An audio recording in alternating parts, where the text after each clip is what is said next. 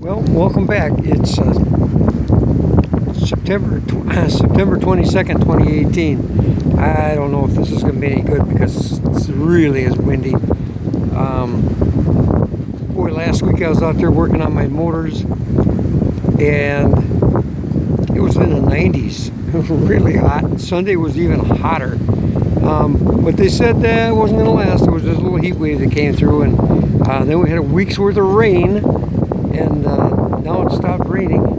But it's cold. It's in the 60s. It's supposed to be 72 tomorrow. Really strong wind from the south, and usually that blows in some warm stuff, but it just feels cold today coming off the water. Watching the boat go back and forth on the mooring buoy seems to be okay.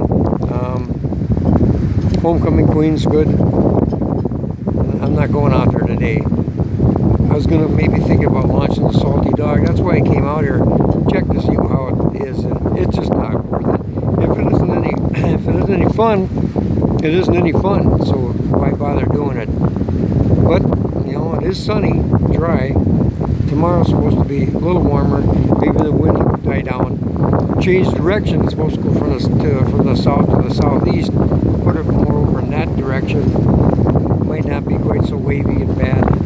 But if I don't post this, I'll just hold up my phone and look at it later. There's Can Island. Nobody's out there today. At least not that I can see. Alright, well, I think that's about it. Over on the other side, I'm kind of nestled into the, I'll just show you. Tucked in here.